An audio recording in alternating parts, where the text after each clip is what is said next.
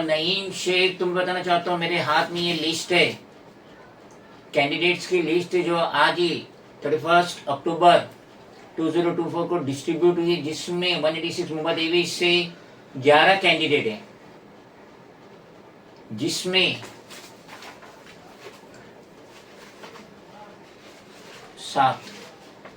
सात कैंडिडेट जो है वो रीजनल और नेशनल पार्टी से है और 4 कैंडिडेट इंडिपेंडेंट है।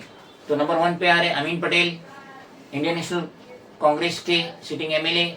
नंबर 2 पे है शाइना मनीष चुदासमा मुनुत, शिवसेना, एकनाथ शिंदे की शिवसेना से है। नंबर 3 पे है परमेश मुरली कारुकुला, ये राइट टू रिकॉल पार्टी से।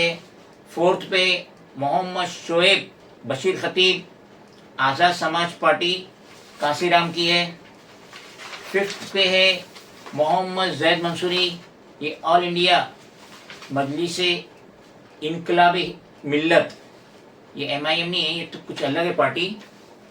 5th पे और 6th पे मैं हूँ Mohammad Naeem Shaikh, M political party. 7 पे है हम्माद सैयद, पीस पार्टी। तो ये 7 कैंडिडेट पॉलिटिकल पार्टी से वाबस्ता है और जो 3 इंडिपेंडेंट हैं, आमिर इकबाल नकीब इंडिपेंडेंट।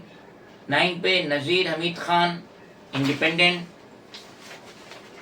10 पे है मोहम्मद रजा इस्माइल मोतीवाला इंडिपेंडेंट और लास्ट वन हुमा परवीन बाबू जरीवाला इंडिपेंडेंट। मगर गौर करने वाली बात ये है कि ये 11 कैंडिडेट्स में महज 2 लेडी है और उससे भी ज़्यादा गौर करने वाली बात ये है कि महज 2 कैंडिडेट शाइना मनीष चुदासमा मुनोत शिवसेना की है, वो एक हिंदू कैंडिडेट है। और उसके बाद परमेश मुरली करुकुला, राइट टू रिकॉल पार्टी। तो ये 11 में से 2 कैंडिडेट महज हिंदू है, यानी 9 कैंडिडेट मुसलमान है, including Amin Patel, sitting MLA Indian National Congress. तो जहां तक मेरा नजरिया है कि 7 पार्टी है, 4 इंडिपेंडेंट है और उसमें 2 हिंदू कैंडिडेट है। तो रिमेनिंग जो है 2 ये बचे 9 में से अमीन पटेल को निकाल दो, बचे 8 इंक्लूडिंग माई सेल्फ। तो मेरी तो रीजनल पार्टी है और मैं तो फाउंडर कम नेशनल प्रेसिडेंट हूँ एम पॉलिटिकल पार्टी का। तो मुझे अपनी पार्टी का वजूद, बेस, रजिस्ट्रेशन बचाने के लिए इलेक्शन तो लड़ना पड़ेगा। मगर मजीद जो कैंडिडेट है, 2 हिंदू, एक अमीन पटेल, 3 और एक मैं, 4। अब ये 11 में से 4 को निकाल दो, बचे 7। तो अभी जो 7 कैंडिडेट है जो कि सब के सब मुस्लिम है और जो कि टिकट लिए या खरीदे, तो मेरा नजरिया, मेरा एक्सपीरियंस ये बताता है कि ये जो 7 है ये शायद अमीन पटेल को हराने के लिए ही खड़े हुए, क्योंकि मुस्लिम से वोट डिस्ट्रीब्यूट हो जाएगा, सेकुलर वोट डिस्ट्रीब्यूट हो जाएगा।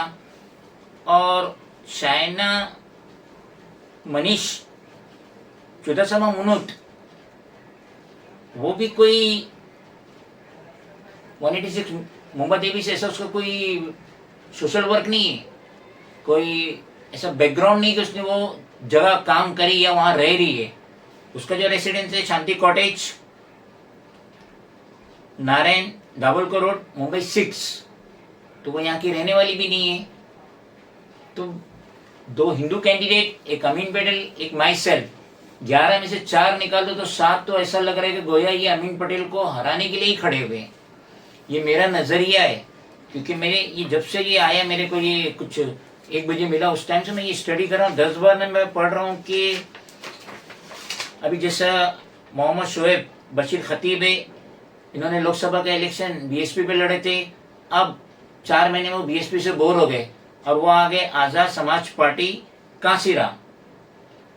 तो ये तो कोई नेशनल प्रेसिडेंट नहीं है, फाउंडर नहीं है, इन्होंने टिकट लिए या खरीदे या पार्टी ने इनको दी, जो भी वजूहत हो।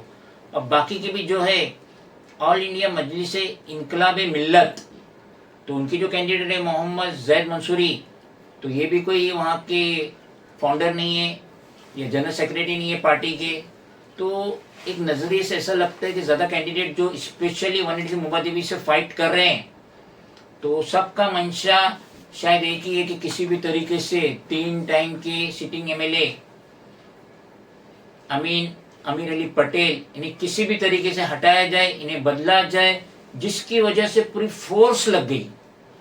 यहाँ पे 186 मोहम्मद अवी में पूरी फोर्स लग गई कि किसी भी तरीके से सेकुलर वोट बोलो या मुस्लिम वोट बोलो, उसे डिवाइड करो। और अमीन पटेल जो अक्सर 50,000 से ज़्यादा वोट लाते हैं या 20,000 के कम से कम 20,000 की मार्जिन से जीतते, तो या तो मार्जिन कम करो या अमीन पटेल को ही पछाड़ दो, उनको हरा दो। तो मेरा ये नज़रिया था जो मैंने आप लोगों से डिस्क्लोज किया।